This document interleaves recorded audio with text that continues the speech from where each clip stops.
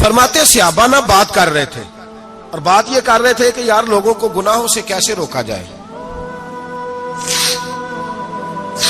لوگوں کو گناہوں سے گفتگو صحابہ یہ کر رہے تھے۔ عبداللہ ابن عمر کہتے ہیں بیٹھے تھے اور جو گفتگو کر رہے تھے کہ گناہوں سے پلاننگ جی ہوتی تھی، ان کی جو محفلیں ہوتی تھی نا بیٹھ کے، وہ خوش گپیاں نہیں ہوتی تھی، بلکہ وہ تبلیغ کی، جد و جہد کی، لوگوں کو برائی سے منع کرنے کے لیے بیٹھتے تھے، اس پر منصوبہ بندی کرتے تھے، پلان کرتے تھے، آگے ترتیب دیتے تھے۔ گفتگو ہو رہی تھی تو اب آپس میں بات ہونے لگی کہ کون سا گناہ زیادہ برا ہے جس پر سب سے پہلے کام کیا جائے۔ تو دور ایک صحابی بیٹھے تھے، ان کا نام تھا عبداللہ ابن عمر، ایک عبداللہ بن عمر ہے اور ایک عبداللہ ابن عمر ہے۔ حضرت عبداللہ ابن عمر دور بیٹھے تھے، بڑے سمجھدار سیانے باریک بین آدمی تھے۔ تو حضرت عمر فاروق اپنے بیٹے سے کہنے لگے جا عبداللہ ابن عمر سے پوچھ کے آ کہ سب سے سخت گناہ کون سا ہے۔ توجہ ہے میرے بھائیوں، ادھر دیکھیے گا میری جانب، پوچھ کے آ کہ سخت گناہ کون سا ہے۔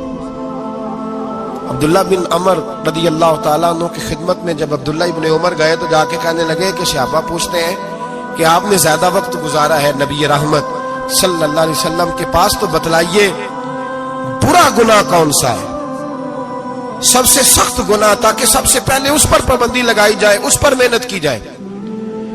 تو حضرت عبداللہ ابن عمر کہنے لگے صحابہ کو جا کے بتا دو کہ سب سے برا گناہ شراب پینا ہے، سب سے برا گناہ، اور یہ ام الخبائث ہے، برائیوں کی جڑ ہے، گناہوں کی ماں ہے، یہ بنیاد ہے، باقی گناہ اسی سے شروع ہوتے ہیں۔ کہتے ہیں میں نے آ کے بتایا تو حضرت ابو بکر صدیق رضی اللہ تعالیٰ عنہ سیدنا فاروق اعظم کہنے لگے خود جاتے ہیں، ان کے پاس خود جاتے ہیں، چونکہ ہم نے بات سننی ہے ہم خود جاتے ہیں اور ان سے جا کر کے سوال کرتے ہیں کہ اگر آپ کو اس تفصیل کا پتہ ہے نا تو اس کے پیچھے بھی کوئی تفصیل ہوگی جو میرے نبی پاک نے بیان کی ہوگی صلی اللہ تعالی علیہ وسلم، اس تفصیل کا بھی آپ کو پتہ ہوگا جو نبی پاک نے بیان کی ہوگی، اس بات کے پیچھے جو بیک گراؤنڈ ہے، جو پس منظر ہے۔ فرماتے ہیں کہ ہم اٹھے، عبداللہ ابن عمر کے پاس گئے، ان سے جا کے پوچھا کہ جناب آپ نے یہ تو فرمایا ہے شراب ام الخبائث ہے، تو اس کے پیچھے پس منظر کیا ہے؟ تو عبداللہ ابن عمر کہنے لگے یہ میں نے اپنے پاس سے نہیں کہا، یہ میں نے نبی پاک سے سنا ہوا ہے۔ حضور سید عالم صلی اللہ علیہ وسلم بیٹھے تھے تو حضور نے فرمایا شراب یہ نشہ، یہ برائیوں کی ماں ہے۔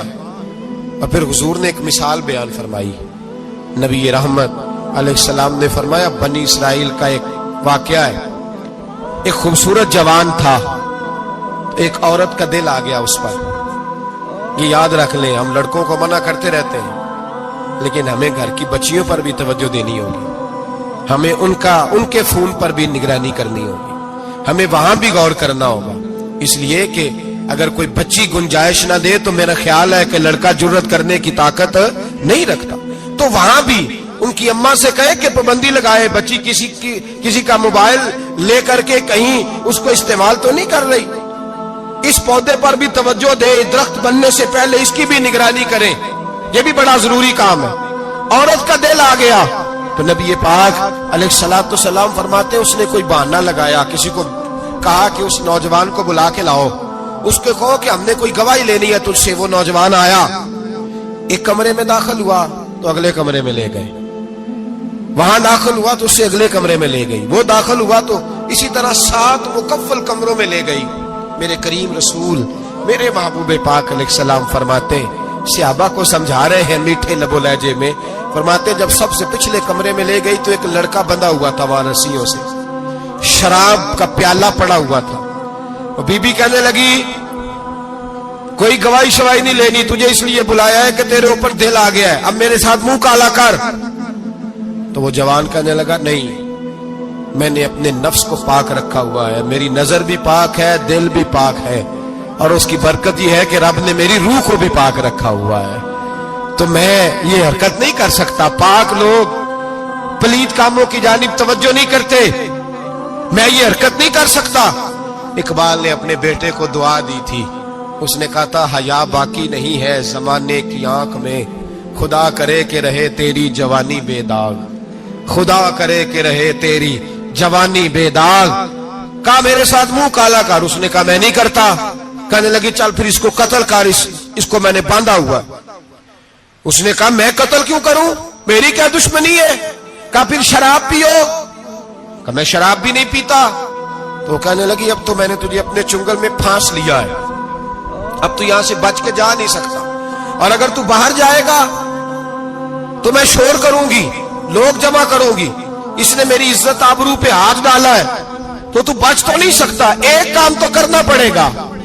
محبوب فرماتے اس نوجوان نے سوچا کہ زنا بھی بہت بڑا جرم ہے، قتل بھی بہت بڑا گناہ ہے، چلو اب مجبوری ہے تو شراب پی لیتا ہوں۔ لیکن وہ سمجھا نہ کہ شراب تو بنیاد ہے۔